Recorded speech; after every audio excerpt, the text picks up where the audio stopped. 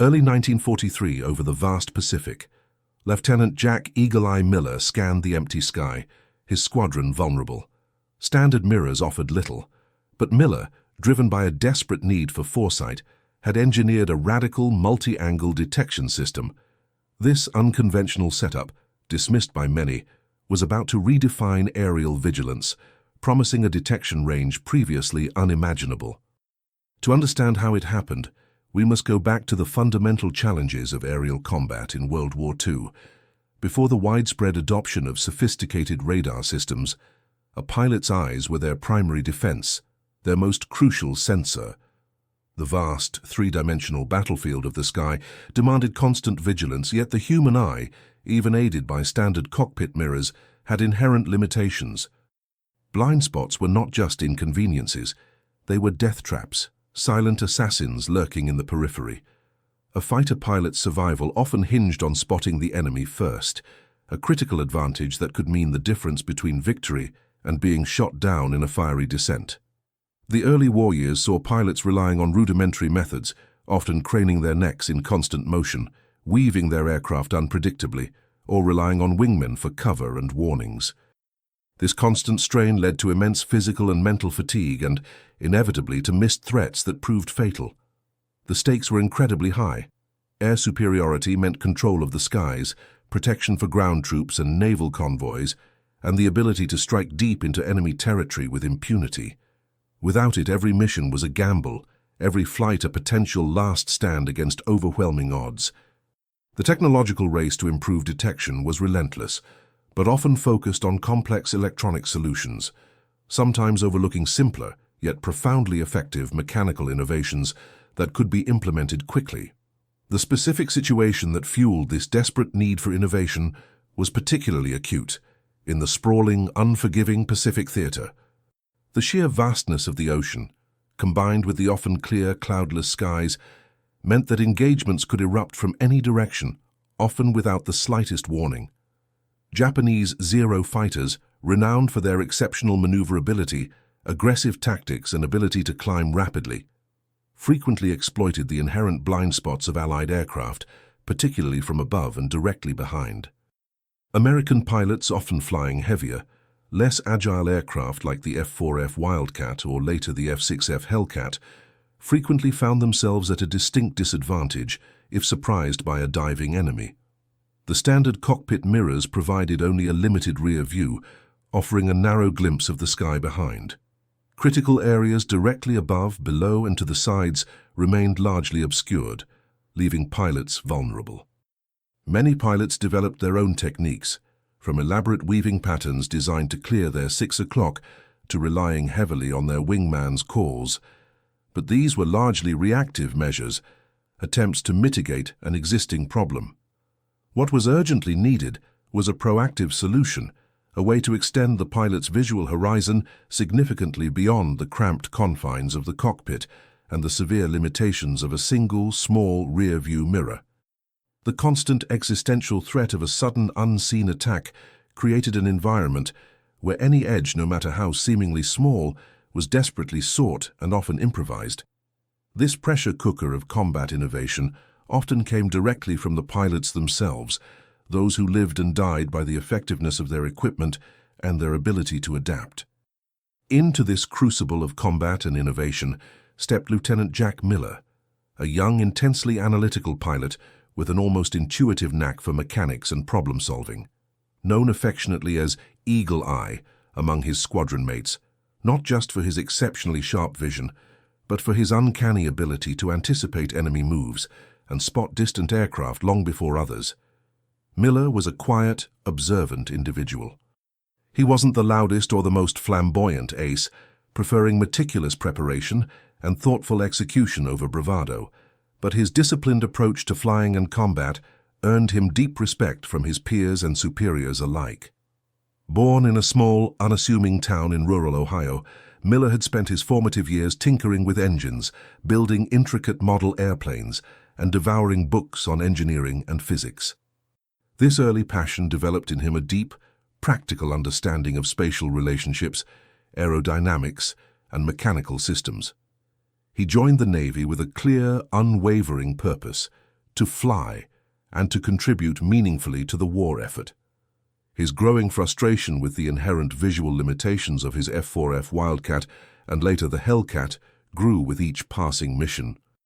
He had witnessed too many close calls, too many friends lost to unseen attackers, their aircraft suddenly erupting in flames without a prior warning. For Miller, the problem wasn't just about flying better or shooting straighter. It was fundamentally about seeing better, about expanding the human sensorium in the cockpit. He firmly believed that if he could just extend his field of vision, even by a few crucial degrees, it could fundamentally alter the dynamics of aerial combat and significantly improve survival rates. This profound conviction, born from direct combat experience and a natural engineering mind, would drive him to pursue an unconventional, yet ultimately revolutionary solution. Jack Miller's early life was marked by a quiet intensity and a profound curiosity about how things worked, a trait that would define his wartime contributions. Growing up in the heartland of America, far removed from the bustling industrial centers, he found both solace and intellectual challenge in the intricate mechanisms of farm machinery and the nascent, exciting world of aviation. His father, a pragmatic and resourceful farmer, instilled in him the value of keen observation, meticulous planning, and hands-on problem-solving, skills that would later prove invaluable in the high-stakes environment of a fighter cockpit. Miller spent countless hours in the family barn, a makeshift workshop where he would dissect old engines, rebuild temperamental radios, and pore over detailed diagrams of early aircraft designs. He wasn't just interested in the romantic notion of flying. He was deeply fascinated by the physics of flight, the subtle nuances of aerodynamics, and the precise mechanics of control surfaces. This innate understanding of engineering principles, combined with a relentless drive for efficiency, set him apart. When he joined the Navy, his instructors quickly recognized his exceptional aptitude, not just for piloting an aircraft with skill, but for understanding the aircraft itself as a complex, interconnected system. He absorbed every detail of the F-4F Wildcat, from its powerful Pratt & Whitney engine to its intricate hydraulic systems, seeing it not merely as a machine to be flown, but as a sophisticated tool that could always be optimized and improved. His rigorous training emphasized precision, discipline, and paramount situational awareness, but even the most thorough instruction couldn't fully overcome the physical limitations imposed by the cockpit's design and the single, standard rear-view mirror. His initial combat experiences in the Pacific only intensified his laser-like focus on visual detection and early warning. He flew numerous arduous escort missions and participated in fierce, often desperate dogfights, frequently against superior numbers of highly skilled Japanese Zeros. He learned firsthand the brutal, unforgiving efficiency of a surprise attack, where a fraction of a second could mean life or death. One particularly harrowing mission saw his close wingman, Lieutenant Peterson, shot down by a Zero that appeared seemingly out of nowhere, diving with terrifying speed from the sun. Miller had been diligently scanning his sector, but the extreme angle of attack, combined with the blinding glare of the sun, rendered the enemy aircraft completely invisible until it was far too late to react effectively. The searing image of Peterson's Wildcat, trailing thick black smoke, spiraling uncontrollably into the vast, indifferent ocean, haunted Miller's waking hours and his dreams. It wasn't a failure of courage or piloting skill on Peterson's part, but a profound failure of detection, a fatal flaw in their collective visual system. He realized with chilling clarity that conventional tactics, while often effective in direct engagements, were largely reactive. What if they could see the threat earlier, much earlier? What if they could turn the tables on the element of surprise, transforming it from a deadly disadvantage into a tactical opportunity? Driven by this urgent question, he began experimenting with small improvised mirrors, taping them to various points in his cockpit, desperately trying to catch glimpses of the critical blind spots. These early attempts were crude, often unstable and frequently ineffective, but they ignited a powerful idea, a relentless pursuit of a definitive solution that would prevent another Peterson from being lost to the unseen enemy. The idea for his multi-angle detection MAD system began to coalesce during a particularly frustrating and somber debriefing session. The squadron had suffered heavy losses, 2 aircraft shot down by surprise attacks in a single week, leaving gaping holes in their ranks. Miller sat in the back of the briefing room, listening to the familiar laments about the enemy coming out of nowhere. He knew with absolute certainty that it wasn't nowhere. It was simply unseen, hidden by the limitations of their equipment. He started sketching furiously on a notepad, drawing the interior of his cockpit, then meticulously adding lines and angles, imagining how a series of strategically placed mirrors could reflect critical blind spots directly into his main field of view. He envisioned a series of small, precisely engineered convex mirrors, each strategically angled and securely mounted, each feeding a specific quadrant of his periphery into a central viewing area, effectively creating a panoramic visual display. It was a radical concept, a stark departure from the single fixed rearview mirror that was standard issue across all fighter aircraft. He knew it would be incredibly difficult to implement, potentially distracting in the heat of combat, and almost certainly met with deep skepticism and resistance from the rigid military bureaucracy. But the haunting memory of Peterson and the burning, almost visceral desire to give his squadron a fighting chance against an invisible foe pushed him forward with unwavering resolve. This wasn't just about an invention, it was about survival, about fundamentally changing the odds in a war where every single advantage, no matter how small, counted immensely. The dilemma Miller faced was multifaceted, encompassing both technical hurdles and institutional resistance. First, there was the immense technical challenge of integrating multiple mirrors into the already cramped and cluttered confines of a fighter cockpit without obstructing his primary forward view, interfering with vital controls, or creating dangerous glare. Each mirror needed to be precisely angled to capture its designated blind spot, securely mounted to withstand the violent vibrations and extreme G-forces of combat maneuvers, and positioned to offer a clear, undistorted reflection. He spent countless hours in his off-duty time, often late into the night, meticulously measuring, cutting, and fabricating custom mounts from scrap aluminum and discarded plexiglass. He experimented tirelessly with different mirror sizes, shapes, and curvatures, seeking the optimal balance between a wide field of view and minimal distortion, a delicate equilibrium that was crucial for accurate target identification. Then there was the formidable wall of institutional skepticism. When he first tentatively presented his audacious idea to his commanding officer, Major Thompson, it was met with polite but firm resistance, tinged with a hint of exasperation. "Lieutenant Miller," Thompson had stated, his voice even but unyielding, "we simply do not modify combat aircraft on a whim. These planes are designed by highly trained engineers, not by pilots with a few spare mirrors and a roll of tape." The risks were immediately cited: potential distraction during critical moments, added weight that could affect performance, structural integrity concerns from drilling holes, and the sheer impracticality of a non-standard modification.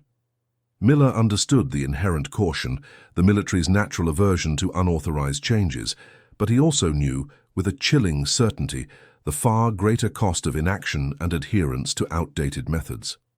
He was challenging established norms, pushing against the rigid structure of military procurement and design, daring to suggest that a simple, low-tech solution could outperform complex engineering. Despite the initial pushback and the daunting technical challenges, Miller was utterly undeterred.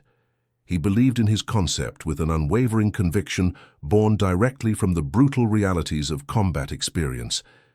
His moment of decision, the point of no return, came after another squadron suffered devastating losses from yet another surprise attack, a grim reminder of the cost of complacency. He approached Major Thompson again, this time not with just an idea, but with detailed diagrams, meticulous calculations, and a small working prototype of his mirror array, ingeniously crafted from spare parts scavenged from the base. He argued not just for a potential tactical advantage, but for an absolute necessity, a matter of life and death. "Sir," he stated, his voice calm but imbued with a quiet, steely resolve, "we are losing good men, brave men, because we simply cannot see what's coming. This system, I am convinced, can change that. It can save lives." Thompson, a seasoned veteran pilot himself who had seen too much loss, recognized the desperate urgency in Miller's eyes and the undeniable logic in his meticulously presented argument. After a long, thoughtful pause, he granted Miller a limited, highly conditional authorization. He could install the system on his own aircraft, but it would be entirely unofficial, purely experimental, and any failure or negative consequence would be solely on Miller's head. It was a calculated risk for both men, a gamble on ingenuity.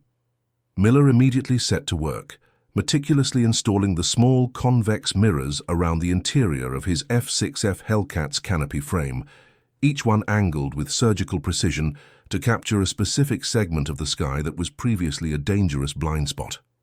He then spent hours, days even, practicing on the ground and during non-combat flights, learning to quickly scan the reflected images, integrating them seamlessly into his natural visual sweep, training his brain to interpret the new panoramic view as an extension of his own eyes. The true crucible test of Miller's multi-angle detection system came during a critical patrol mission over a fiercely contested island in the Central Pacific. His squadron, flying the powerful F-6F Hellcats, was tasked with providing vital top cover for a vulnerable bombing run targeting enemy installations. The sky was clear, a vast expanse of blue, deceptively peaceful, offering no immediate hint of the lurking danger. Miller, leading his flight with his usual calm demeanor, constantly scanned his new expanded mirror array, his eyes darting across the multiple reflections. Suddenly, a faint flicker in his upper right mirror caught his trained eye, a tiny, almost imperceptible glint of sunlight reflecting off metal. It was too far to be seen directly by the naked eye, too high and too distant to be picked up by standard visual methods. Yet Miller instinctively knew it was an enemy formation. "Bandits, high right, 11 o'clock, he barked over the radio, his voice cutting through the cockpit static with urgent clarity. His squadron immediately broke formation, climbing hard and fast into the sun, gaining precious altitude. The Japanese Zeros, confident in their surprise attack from a superior altitude, were caught completely off guard, their carefully planned ambush foiled. Miller's early warning, delivered a full minute before they would have been spotted conventionally, allowed the Hellcats to gain crucial altitude and position, turning the tables on the aggressors. The engagement that followed was fierce and chaotic, a swirling ballet of deadly aerial combat, but the critical element of surprise had been neutralized. Miller, utilizing his mirrors to track the enemy's movements, anticipated a diving Zeros maneuver, positioning himself for a perfect deflection shot. The enemy aircraft exploded in a burst of flame and debris, a stark, fiery testament to the power of foresight and the ingenuity of a single pilot. The immediate result was undeniable and profoundly impactful. The squadron returned to base with no losses, having successfully repelled the ambush and shot down 3 enemy aircraft, a decisive victory. The bombing run proceeded unmolested, achieving its objectives without interference. Miller's MAD system had not only provided an early warning that averted disaster, but had fundamentally transformed a potential catastrophe into a clear, tactical victory. The repercussions of Lieutenant Miller's successful mission were swift and profoundly impactful, reverberating throughout the air group. Initially, there was a palpable sense of disbelief among some of the other pilots and ground crew. How had Miller spotted the Zeros so early, when they were still so far away, barely specks in the sky? But the evidence was irrefutable. His flight had been perfectly prepared, had gained the critical advantage, and had returned to base completely unscathed, while the enemy had suffered losses. Major Thompson, who had cautiously approved the experimental modification, quickly became its most ardent and vocal advocate. He immediately ordered rigorous testing, which unequivocally confirmed that Miller's MAD mirror setup indeed provided an average of 3 times the conventional visual detection range, especially in the critical blind spots that had previously been so dangerous. The small convex mirrors, meticulously angled and positioned, compressed a much wider field of view into a smaller, manageable reflection, allowing Miller to quickly scan vast swathes of the sky with minimal head movement, a revolutionary improvement in situational awareness. Word of this ingenious innovation spread like wildfire through the air group, then across the entire fleet. Other pilots, initially skeptical of such a simple, low-tech solution, now clamored for similar modifications to their own aircraft. The MAD system, once a personal project born of desperation, was rapidly adopted across the squadron, then the air group, and eventually became a standard, albeit often unofficial, modification for countless fighter pilots operating in the Pacific theater. It wasn't a complex piece of electronics or a marvel of advanced engineering, but a simple, elegant solution born directly from a pilot's combat experience and sheer ingenuity, proving that sometimes the most effective innovations are the most straightforward and accessible. The historical impact of Miller's MAD mirror setup, while perhaps not as widely publicized or as dramatically revolutionary as the introduction of radar, was significant in its own right and left a lasting legacy. It powerfully underscored the critical importance of pilot-driven innovation and the continuous, relentless quest for improved situational awareness in the dynamic environment of aerial combat. While the specific mirror configuration might have varied between individual pilots and different aircraft types, the underlying principle, using strategically placed mirrors to expand visual detection and eliminate blind spots, became a common and highly valued practice. This grassroots modification, born from the urgent needs of combat, directly influenced later aircraft designs, leading to the development of improved canopy shapes that offered better all-around visibility and, eventually, to the integration of more sophisticated mirror systems as standard equipment. It also profoundly highlighted the immense psychological advantage of early detection. Knowing the enemy was coming, even if still distant and unthreatening, boosted pilot morale, reduced anxiety, and allowed for much better tactical planning and preparation. The MAD system, in its essence, was a powerful testament to human adaptability, resourcefulness, and ingenuity under extreme pressure, a poignant reminder that even in an era of rapidly advancing high-tech weaponry, simple mechanical solutions could still yield revolutionary results and save countless lives. It contributed significantly to the Allied air superiority in the Pacific, demonstrating unequivocally that sometimes the most effective weapon in a pilot's arsenal is simply the enhanced ability to see what others cannot. After the war, Jack Miller, the eagle eye who had so ingeniously tripled the effective detection range for his fellow pilots, returned to a quieter, more civilian life. He never sought personal fame or public accolades for his invention, viewing it simply as a necessary and practical solution to a pressing life-or-death problem he had encountered in combat. He continued to dedicate his professional life to aviation, not as a pilot in the cockpit, but as a highly respected engineer contributing his unique blend of practical experience and mechanical aptitude to the design of safer and more efficient aircraft. His invaluable experience in the cockpit, combined with his innate engineering mind, made him an indispensable asset in the post-war era of rapid aviation development. He often spoke passionately about the critical importance of listening intently to the men and women on the front lines, those who directly experienced the challenges and dangers, as they were, he believed, often the most fertile source of the most practical and impactful innovations. Miller's enduring legacy wasn't just in the physical mirrors he installed in his cockpit, but in the profound spirit of ingenuity, adaptability, and problem-solving he embodied, a spirit that continued to shape and improve the future of flight for generations to come. This is the true legacy of Lieutenant Jack Miller and his MAD cockpit mirror setup.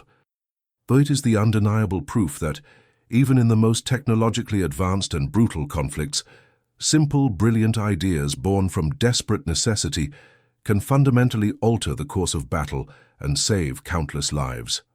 One mirror at a time, one angle at a time, one crucial early warning at a time. And in doing so, it proved beyond doubt that the human spirit, sharpened by harrowing experience and ignited by the unwavering will to survive and protect, is infinitely stronger than any blind spot, more formidable than any numerical disadvantage, and ultimately more powerful than any unseen threat.